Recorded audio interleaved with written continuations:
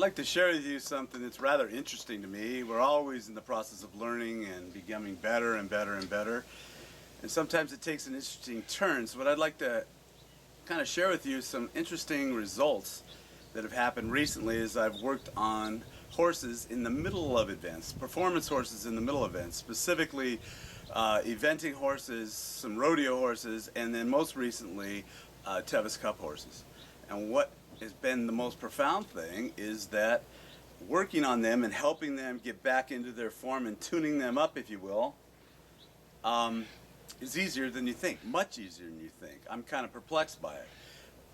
So for instance, at Tevis a couple weeks ago, I was at Forest Hill, which is one of the most grueling rest stops that pulls a ton of horses at 68 miles in. And most of those horses are coming in late in the afternoon, early evening. In this case, early evening, a lot of them. And what you find is, I thought I would be in there with my advanced osteopathic, my blood work and my other work. And I do use the diagnostics in some of it, but what is really working is the simple techniques. And I think it's because the issues with the horses haven't set in deeply. Usually if you ask me or somebody like me to go out and work on your horse, I'm going to have to go in deep and find the big patterns and work through deep tissue and deep neural releases in the craniosacral system and so on. But in this case, it's not set in that far. It may be 8, 9, 10 hours old, and it takes a real easy hit to get it back into gear. So what are those simple techniques? What mostly I see in those horses, particularly the Tevis horses, are, and all the other ones as well, as they get metabolically stressed, their stomachs are all inflamed or reactive. And that causes T12 to drop down. It causes a whole rib cage to go in spasm at that level, and will encourage the gut to have issues down the line. They may have had a stomach before they got to the event, but they most certainly all have a stomach irritation because of a large stressful event to some degree, and that's been told by veterinary community for years. But what I find that, especially since I had the privilege of working on horses pre-event, knowing where they were going in, and then what happened during the ride, they all have a stomach issue. They all have forehand stiffness. All of them, no matter the discipline. Certainly the Tevis horses with, at that point, probably 16, 17,000 feet up and about the same down, all have stiffness here. They all have kidney issues related to filtering and loin issues. The biggest problem you're going to see in the loin at that point for you is to get the kidney.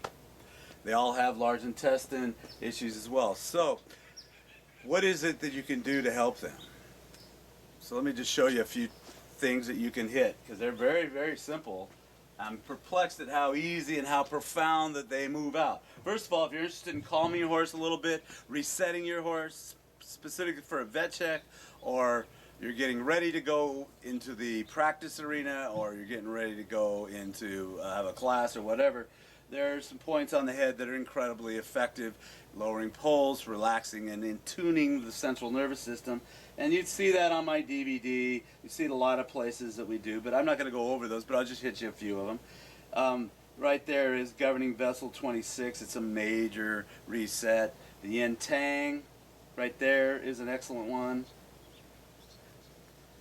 The one I like in particular is stomach 1. The reason why it's awful sedative, however, and relaxing, it does have an effect on large intestine and the stomach. So you kind of get two birds with one hit there. So I'd play with some of those. They do have a global effect, extreme global effect in the middle of a athletic performance. Whether you're between 2 days of a 3-day event or what, it doesn't matter. Or you're in the middle of a 50-mile ride, or whatever you're after is similar.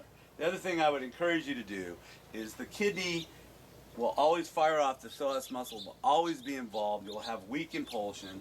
The psoas muscle is inserting down here on the femur, and it does a lot of problems by itself. You can get it really easy in these situations. So how do you do that? I'm going to draw a dashed line. You find the curve of the ribs and you go straight up from it, right along that bladder meridian. You can see it on this groove right here. That's bladder 23. That's the kidney association point. It's the one that talks to kidney. So you put a couple fingers there, and then a powerful source point, which is really, you'd wrap your hand around the hock on the inside, but it sits right there. I'm drawing it here because you can see it on the inside, but you would go left to left, right to right. So you go kidney 3, bladder 23, and just put your hands there, or have a crew member, or a helper, or a groom. Just put their 2 fingers on each one down, and just breathe through their fingers, and you'll be excited to watch. That psoas will let go, and the whole leg will move. When you go back to palpate the back, deep palpation, you'll have no reaction. It'll be back. These are huge things you can do for your horse during these events that keep you out of trouble and maximize performance. I did get the chance to do some blood flow stuff in some of these horses we worked on. Particularly at Forest Hill anyway, 3 horses, one that finished top 10, one in the middle of the pack, and one towards the end. And they all seem to always have these same parameters. So there's always a blockage of blood flow that comes through, but these sorts of things are huge. For instance, when you get the kidney mobilized just by those 2 acupoints, blood flow can come through the hind legs much better. You should see what that's like on people with a stuck kidney. Their leg's heavy, and when you move the kidney, it lightens up. You can only imagine what it's like with a horse. So I'd play with that. I'm really thinking about creating a in-event clinic just to maximize your ability to hit all the parameters that are normally out in a stressful performance event, so that it'd be a clinic that you could go in, learn what to do, and maximize your horse's performance or another horse's performance on the spot. Very quick. You don't want anything super invasive to take away from future performance. This is it. Lastly, I wanted to say that you want to do the simple but light mobilizing or stretching of the forehand, in particular the back end as well. These are all normal things that we all think about, but you particularly want to take this foreleg and you want to move that shoulder girdle down and away. It shouldn't be much work on your part, so that the entire scapular, the point of shoulder, ends up down here. You want to lightly allow them to let everything go in this whole complex. So you must think about that whole complex in your own body and partake that same energy to the horse, and they will let go and go down. And take your time. It's not a huge one. You're not going to hurt anything if you don't pull. You just encourage and put it in the position.